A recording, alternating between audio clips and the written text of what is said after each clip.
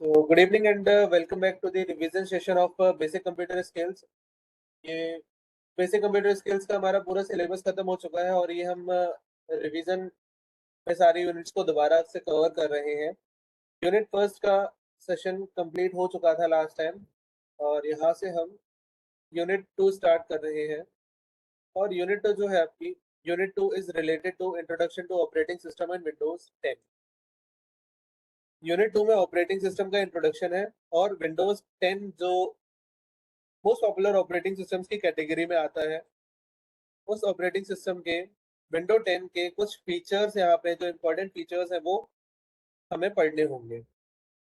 तो operating system start करने से पहले सबसे मेन और सबसे इम्पोर्टेंट चीज होती है सॉफ्टवेयर के बारे में जानना कि सॉफ्टवेयर क्या होता है। तो सॉफ्टवेयर की कोई डेफिनेशन बताना चाहेगा? सॉफ्टवेयर की डेफिनेशन आप चैट बॉक्स में लिख करके मुझे बताइए कि सॉफ्टवेयर क्या होता है। What is a software? Software की क्या डेफिनेशन आप बोल सकते हो? किससे आप सॉफ्टवेयर कहोगे? Good evening Ashutosh. तो सॉफ्टवेयर की क्या डेफिनेशन होगी? फर्स्ट यूनिट में जो हमने बेसिक टर्म्स कवर किए थे उस बेसिक टर्म्स में एक सॉफ्टवेयर भी था। सॉफ्टवेयर की डेफिनेशन फर्स्ट यूनिट में थी, तो क्या थी वो डेफिनेशन? तो सिंपल सी डेफिनेशन है, software is a group of instructions.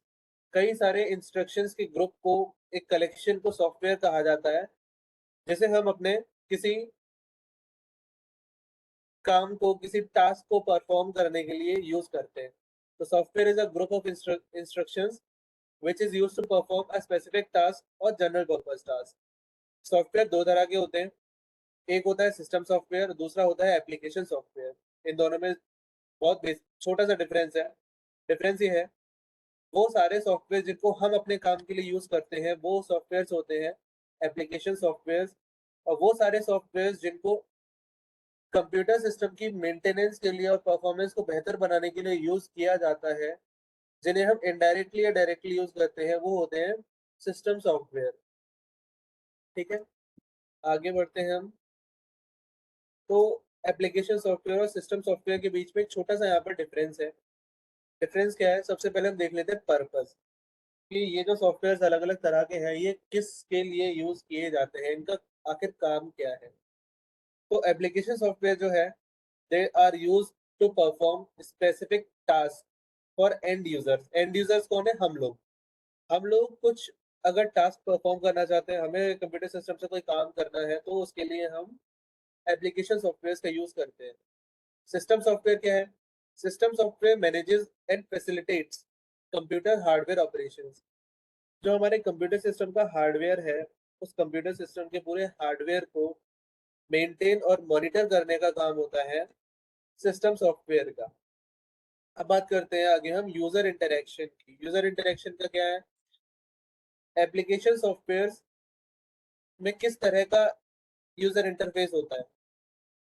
यहाँ पे यूजर फ्रेंडली इंटरफेस बनाया जाता है। इंटरफेस का मतलब, जो हम सॉफ्टवेयर देख रहे हैं, जो हमें दिखाई दे रहा है, उसमें बटन्स हैं और कई सारे अलग अलग मेन्यूज आते हैं, ऑप्शंस आते हैं, चीजें दिखाई देती हैं, वो सारी की सारी चीजें होती है यूजर इंटरफेस में। तो जो हम एप्लीकेशन यूज करते हैं, मान लो आप MS वर्ड यूज कर रहे हो, आप कोई गेम खेल रहे हो, या फिर आप गूगल क्रोम यूज कर रहे हो, ये सारे एप्लीकेशन सॉफ्टवेयर हैं। तो यहाँ पर जो इंटरफेस होता है वो बहुत ही यूजर फ्रेंडली होता है और इजी टू यूज होता है, ताकि हम एज यूजर्स, क्योंकि यूजर्स हर तरह के होंगे भाई, यूजर्स में आपके डेवलपर्स और प्रोग्रामर से लेकर के वो लोग भी आएंगे जिन्हें कंप्यूटर बहुत ज्यादा चलाना नहीं आता है, जिन्हें कंप्यूटर के बारे में बहुत ज्यादा नॉलेज नहीं है। तो एप्लीकेशन सॉफ्टवेयर हर किसी को टारगेट करके बनाए जाते हैं ताकि हर कोई इंसान उसको यूज कर सके। और जो सिस्टम सॉफ्टवेयर होते हैं, सिस्टम सॉफ्टवेयर को जनरली हम लोग यूज नहीं करते हैं और ये बैकग्राउंड में काम करते हैं, और इनका जो यूजर इंटरफेस होता है अब ज्यादातर थोड़ा सा डिफिकल्ट होता है as compare to application software. ठीक है, फंक्शनैलिटी की बात की जाए कि भाई क्या फंक्शन होता है एप्लीकेशन सॉफ्टवेयर का, सीधा सा एप्लीकेशन सॉफ्टवेयर को टास्क ओरिएंटेड सॉफ्टवेयर कहते हैं। टास्क ओरिएंटेड का मतलब, आपको अगर कोई काम करना है तो उसके लिए आप पर्टिकुलर सॉफ्टवेयर का यूज करोगे। जैसे अगर आपको अपना रेज्यूमे बनाना है तो आप वर्ड एमएस वर्ड का यूज करोगे। अगर आपको डेटाबेस मेंटेन करना है तो एमएस एक्सेस यूज करोगे। अगर आपको प्रेजेंटेशन बनानी है तो एमएस पावर पॉइंट का यूज करोगे। अगर आपको टेबुलर फॉर्मेट में डेटा को स्टोर करना है, मैनेज करना है, तो आप एमएस एक्सेल का यूज करोगे। इंटरनेट आपको एक्सेस करना है, कोई इंटरनेट पर फाइल एक्सेस करनी है तो उसके लिए आप वेब ब्राउजर का यूज करोगे। वेब ब्राउजर जैसे कि आपका गूगल क्रोम हो गया, माइक्रोसॉफ्ट एज हो गया। ये अलग अलग तरह के एप्लीकेशन सॉफ्टवेयर है, ये टास्क ओरिएंटेड होते हैं। उसके बाद आता है आपका system software.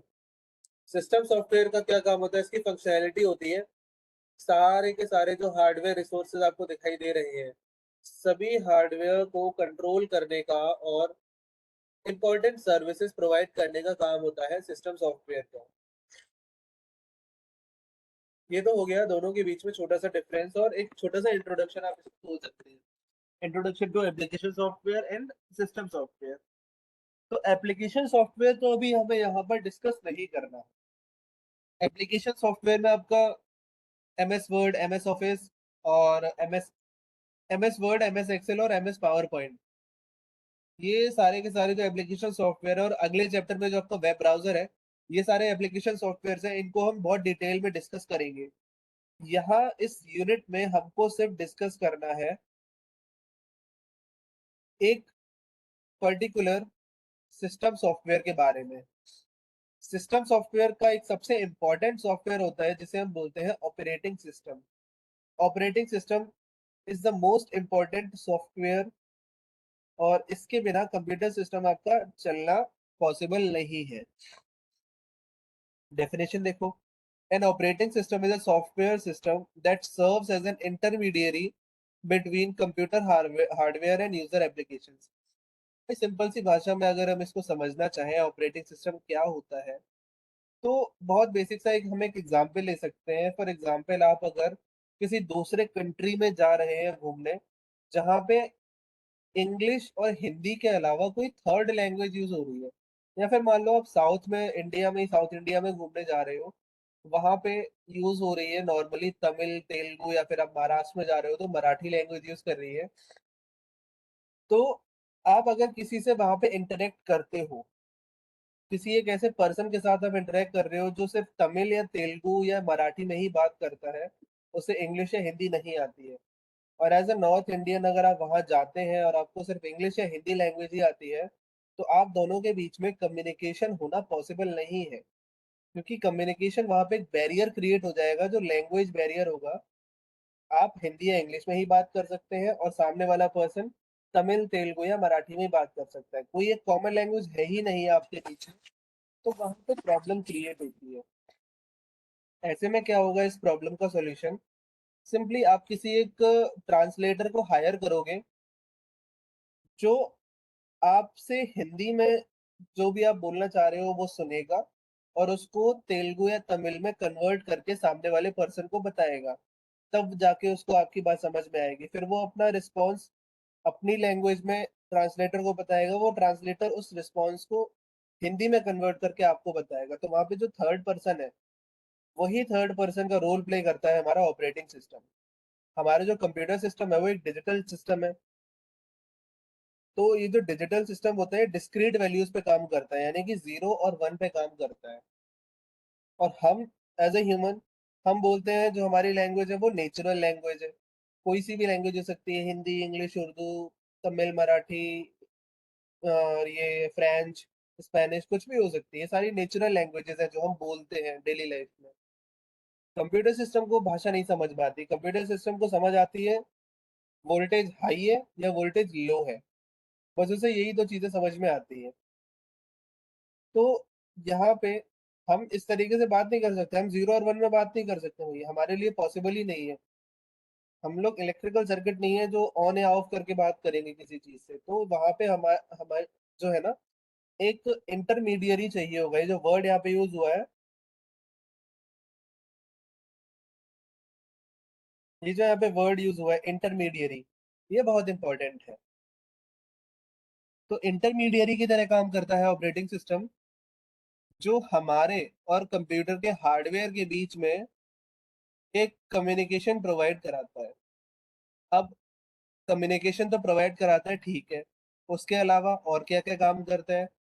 It provides a set of essential services and functions to manage and coordinate the various resources of computer system, facilitating the execution of programs and interaction between user and computer.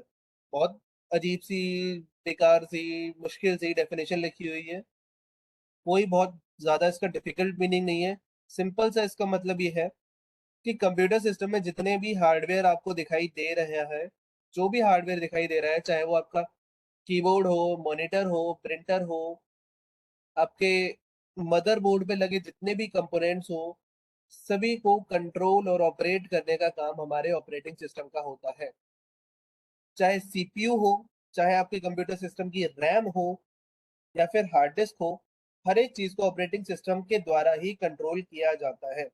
यहाँ पे बीच में एक figure बना हुआ है operating system placement, यानी कि operating system की आखिर जगह कहाँ होती है, कहाँ इसको हम प्लेस करते हैं। देखो, सबसे पहले आता है, सबसे नीचे आता है हार्डवेयर, ठीक है? और सबसे ऊपर है यूज़र। यूजर को इंटरेक्ट करना है हार्डवेयर से, तो यूजर अपनी कमांड देता है एप्लीकेशन सॉफ्टवेयर को। आप एप्लीकेशन सॉफ्टवेयर यूज करते हो, गूगल क्रोम यूज करते हो, MS word, MS office use करते हो, कोई गेम खेलते हो, ये एप्लीकेशन है। यूजर एप्लीकेशन को यूज करता है। एप्लीकेशन सिस्टम कॉल्स के जरिए ऑपरेटिंग सिस्टम को मैसेज पास करते हैं। फिर ऑपरेटिंग सिस्टम को जो मैसेज पास किया जा रहा है, वो हार्डवेयर को कंट्रोल करके जो आपने काम दिया है उसको कंप्लीट करता है। तो इस तरीके से ऑपरेटिंग सिस्टम पूरा काम यहाँ पर कंप्लीट करेगा। अब इंपॉर्टेंट चीज आ जाती है, what are the functions of operating system. Operating system के फंक्शंस की अगर हम बात करें, तो सबसे पहला और सबसे इंपॉर्टेंट फंक्शन होता है रिसोर्स मैनेजमेंट। रिसोर्स का मतलब क्या है? कंप्यूटर सिस्टम में जितने भी हार्डवेयर रिसोर्सेज लगे हुए हैं, चाहे वो आपका सीपीयू है, रैम है, स्टोरेज डिवाइसेस है, इनपुट आउटपुट डिवाइसेस है, जितने भी रिसोर्सेज हैं, उनको मैनेज करने का काम होता है हमारे ऑपरेटिंग सिस्टम का। ऑपरेटिंग सिस्टम की जिम्मेदारी होती है कि हर एक रिसोर्स को बेहतर तरीके से यूज किया जाए और सभी को फेयर चांस मिले अपने रिसोर्स को यूज करने का। फिर है दूसरा, प्रोसेस मैनेजमेंट। प्रोसेस मैनेजमेंट भी एक बहुत ही इंपॉर्टेंट एस्पेक्ट होता है ऑपरेटिंग सिस्टम का। प्रोसेस का मतलब क्या है? आप कोई एमएस वर्ड अभी आप यूज कर रहे हो, तो एमएस वर्ड जो आप यूज कर रहे हो, वो इस टाइम में आपके कंप्यूटर की मेमोरी में यानी कि रैम में लोडेड है। जब वो सॉफ्टवेयर रैम में लोड होता है, तो रैम में लोड होने पर उसको, रैम में लोड होने पर वो बन जाता है प्रोसेस। एक प्रोग्राम जब रन हो रहा होता है तो उसको हम प्रोसेस कहते हैं। तो प्रोसेस को बनाना, प्रोसेस को शेड्यूल करना और आपका काम खत्म हो जाने के बाद में उस प्रोसेस को खत्म करना, ये जिम्मेदारी ऑपरेटिंग सिस्टम की होती है। अब प्रोसेस शेड्यूलिंग में बहुत सारी एल्गोरिदम्स यूज होती है, फर्स्ट कम फर्स्ट सर्व है, राउंड रॉबिन एल्गोरिदम्स है, वो हमें नहीं पढ़नी है। बहुत, अगर आप इसको डीप में पढ़ोगे तो एक कॉम्प्लेक्स सा प्रोसेस होता है। जो रनिंग प्रोसेसेस होती हैं उनको मैनेज करना, कि अगर 10 प्रोसेस चल रही हैं तो उसमें से कौन सी प्रोसेस को कितना टाइम दिया जाना है, वगैरह वगैरह।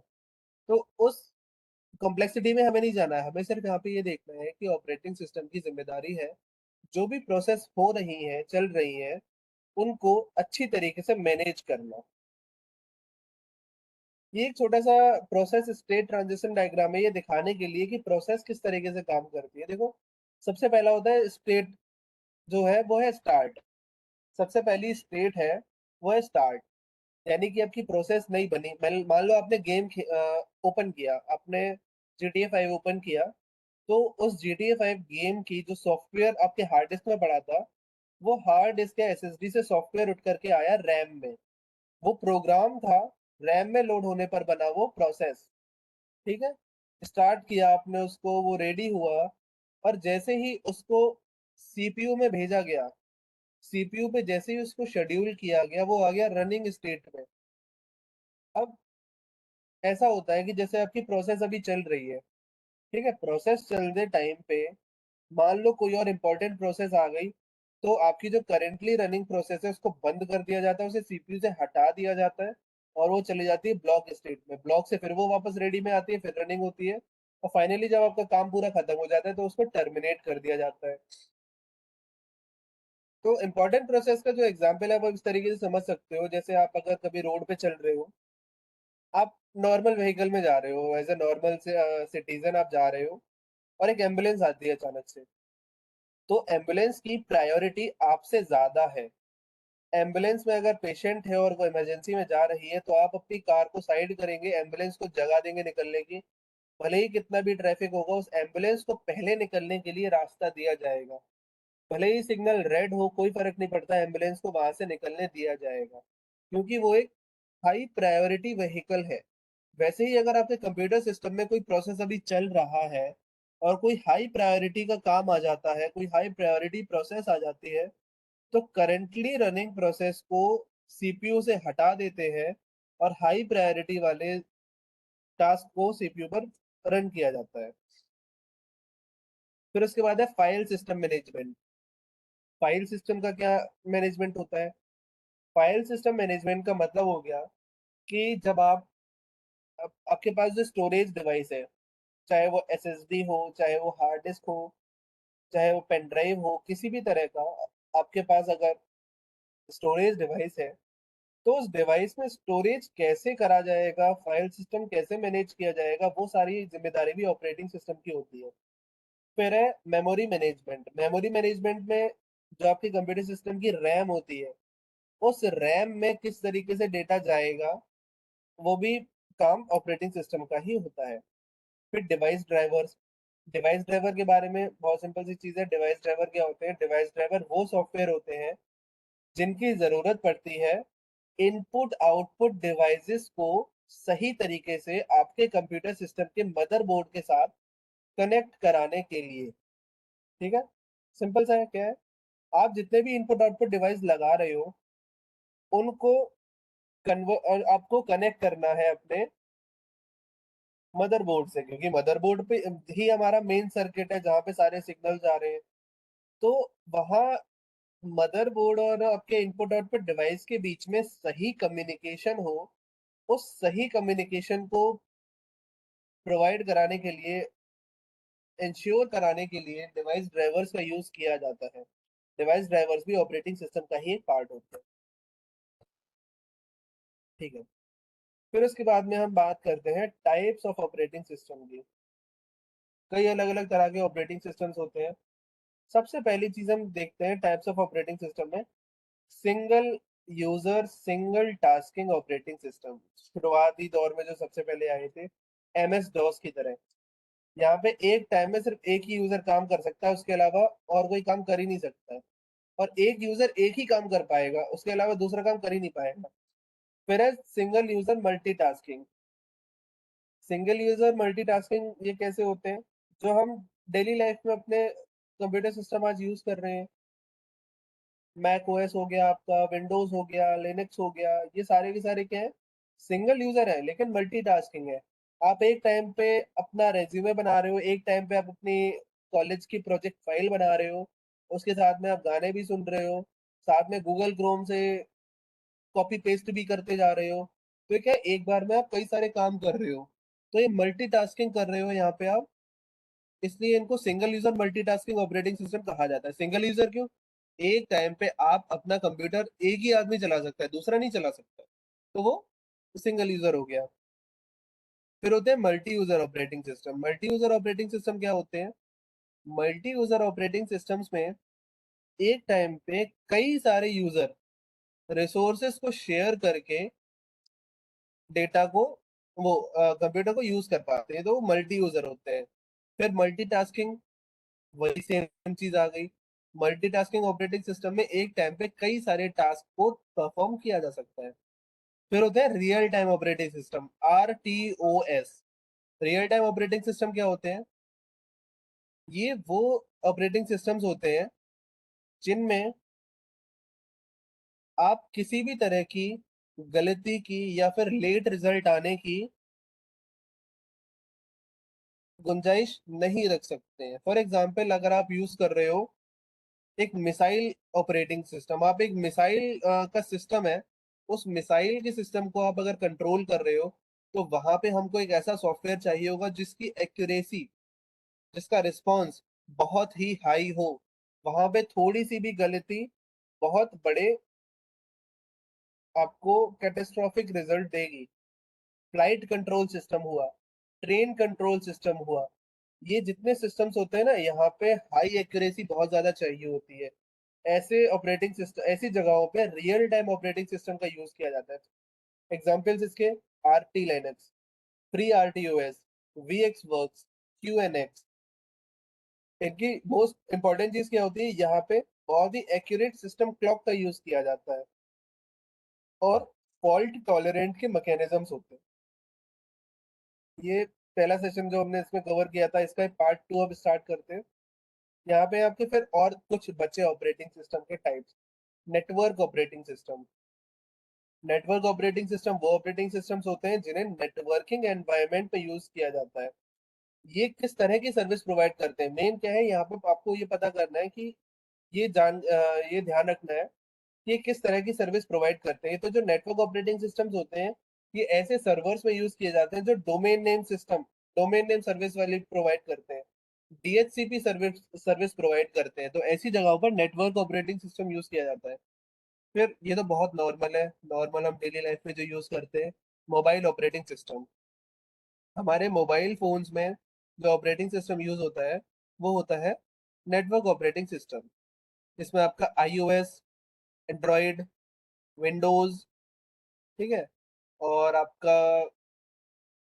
ये ब्लैकबेरी जो पहले चलता था, वो सारे ऑपरेटिंग सिस्टम्स आ जाते हैं।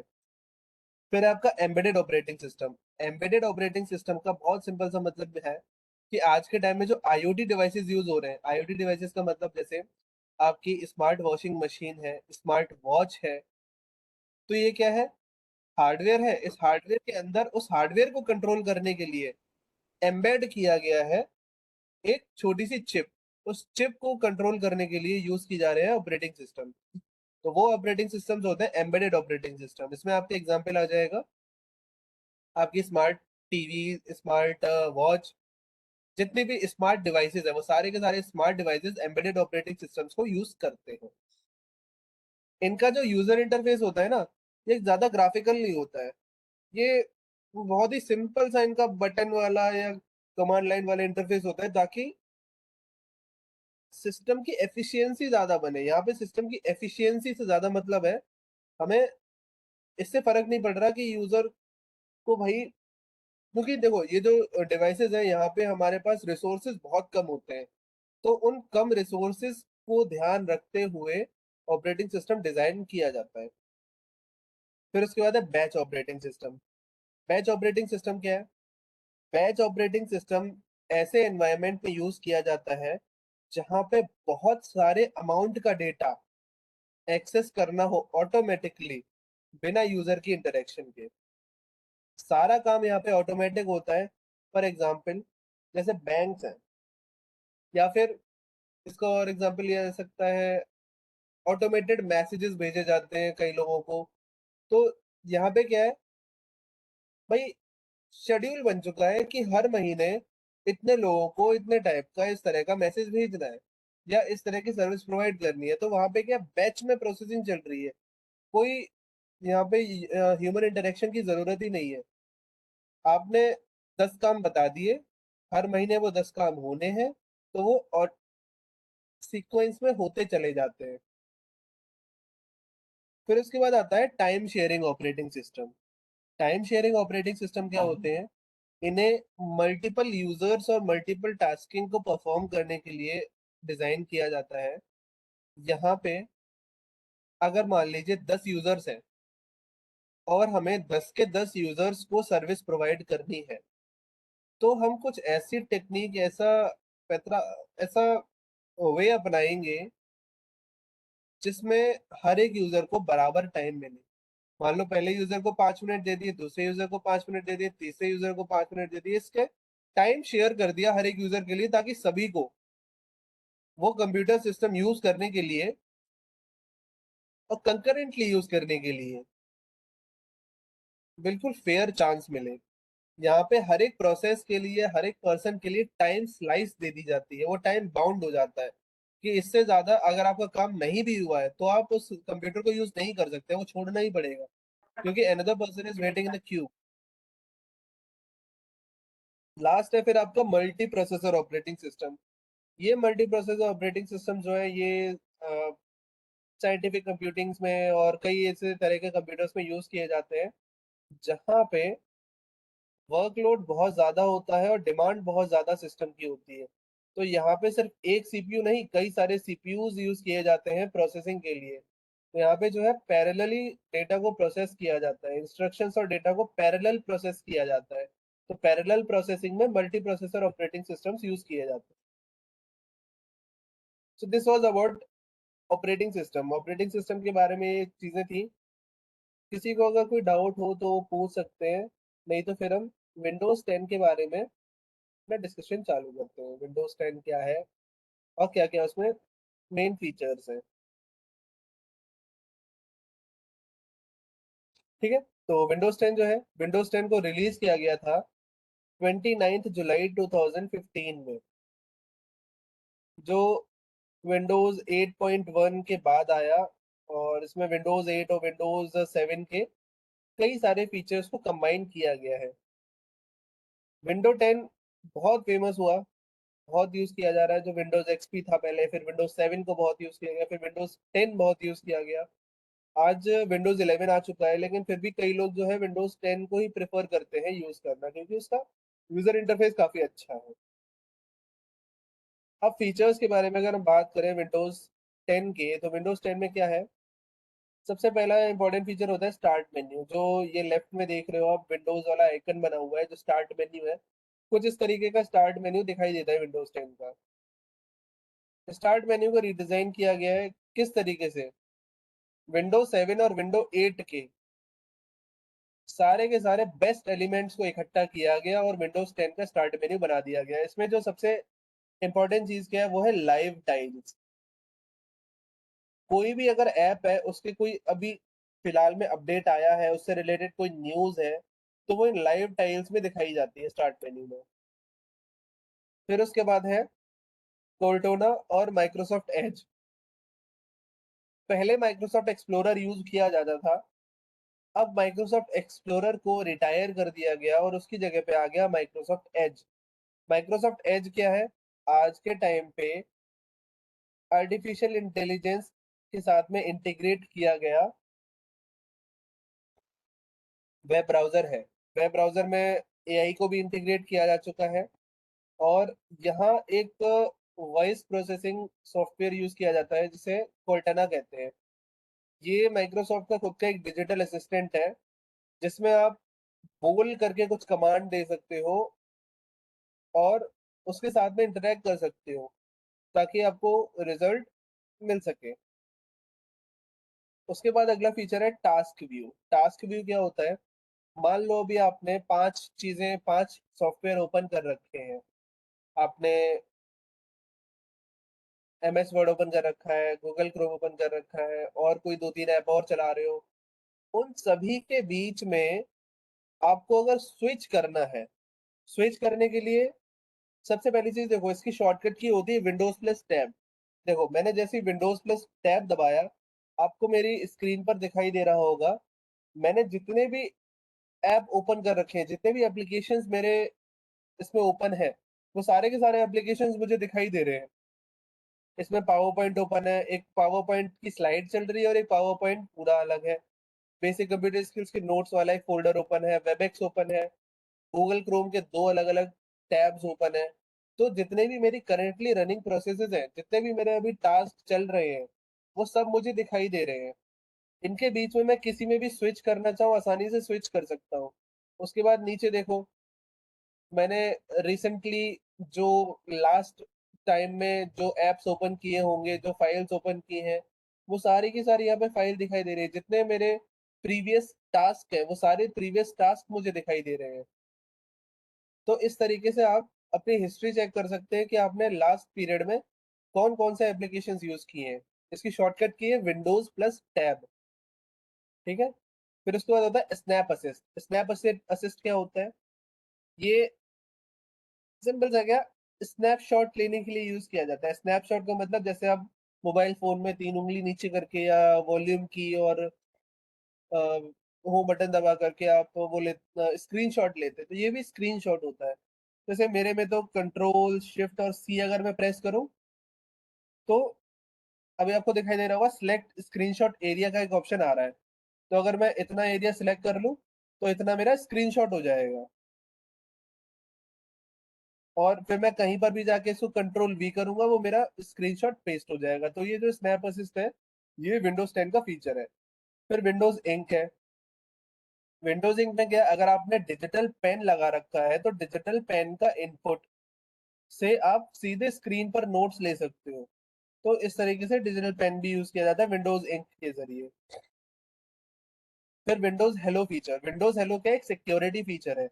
ये आपके कंप्यूटर सिस्टम में बायोमेट्रिक ऑथेंटिकेशन प्रोवाइड करने के लिए, जिसमें आप फिंगरप्रिंट और फेशियल रिकॉग्निशन, अगर आपका लैपटॉप का हार्डवेयर सपोर्ट करता है, तो आप ये बायोमेट्रिक ऑथेंटिकेशन विंडोज हेलो के थ्रू लगा सकते हो।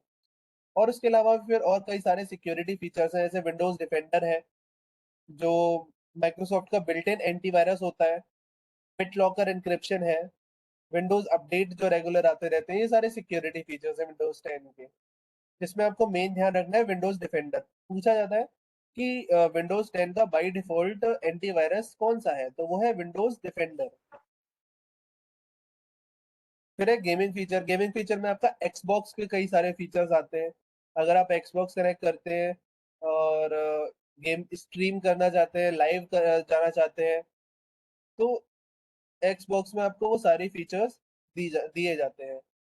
और जिसमें बाय डिफॉल्ट डायरेक्ट एक्स 12 इसमें इंस्टॉल्ड होता है। फिर है माइक्रोसॉफ्ट स्टोर। माइक्रोसॉफ्ट स्टोर क्या है? जैसे एंड्रॉयड में आपका ऐप स्टोर होता है, उसी तरीके से माइक्रोसॉफ्ट में माइक्रोसॉफ्ट स्टोर होता है। जितने भी ऐप आप डाउनलोड करना चाहते हो डेस्कटॉप के, वो सारे आप यहाँ पे जा करके डाउनलोड कर सकते हो। फिर कुछ एप्लीकेशंस की बात कर लेते हैं जो आपको विंडोज 10 में मिलती है। एप्लीकेशन इन विंडोज 10, पहला है माइक्रोसॉफ्ट ऑफिस सूट। सूट का मतलब पूरा पैकेज। माइक्रोसॉफ्ट ऑफिस ऑफिस आपको एक पूरा पैकेज देता है, जिसमें M S Excel, M S Word, M S PowerPoint और एम एस एक्सेस, ये सारी चीजें मिलती हैं आपको। फिर है Microsoft OneNote. OneNote क्या है?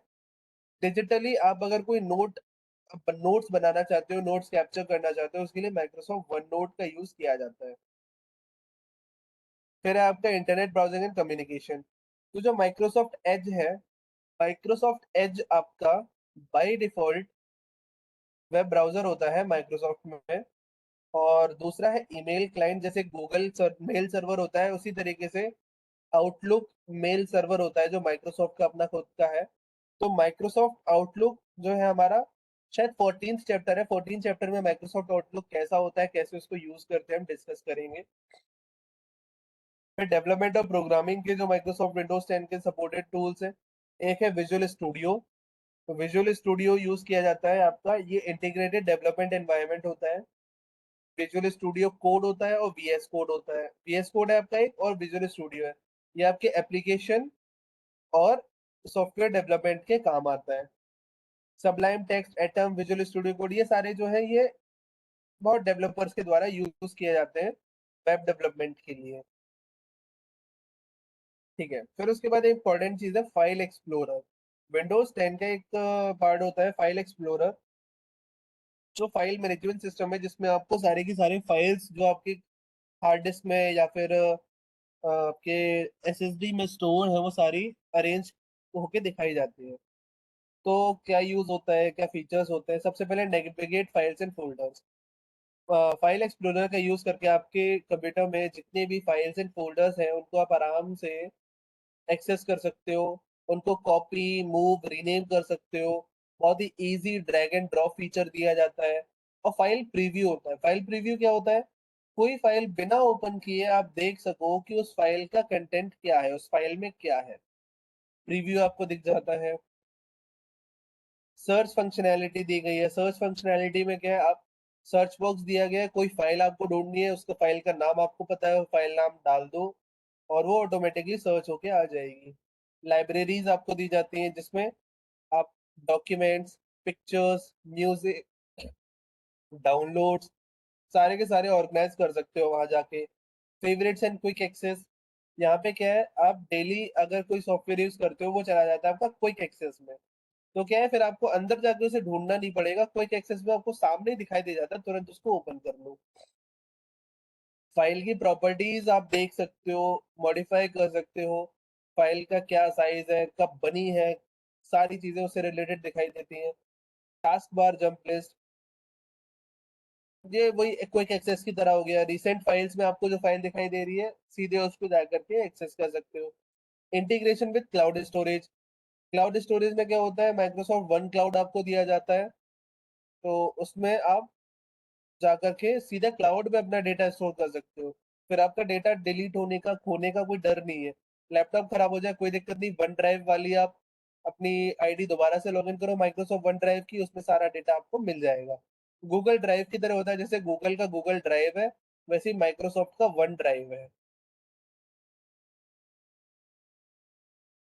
तो ये था आपका यूनिट 2, जिसमें माइक्रोसॉफ्ट का विंडोज 10 और इंट्रोडक्शन टू ऑपरेटिंग सिस्टम हमने पूरा आज इस क्लास में कवर कर लिया है। अब जो हमारी नेक्स्ट रिवीजन सेशन होगा उसमें हम अपना यूनिट 3 और यूनिट 4, यूनिट 3 में आपका इंटरनेट से रिलेटेड सारी चीजें और यूनिट 4 है गूगल प्रोडक्ट्स, तो वो हम अगले सेशन में कवर करेंगे। अभी अगर आपका इस सेशन से रिलेटेड कोई भी डाउट हो तो आप कमेंट बॉक्स में अपना डाउट लिख सकते हो। सर मुझे कुछ पूछना था।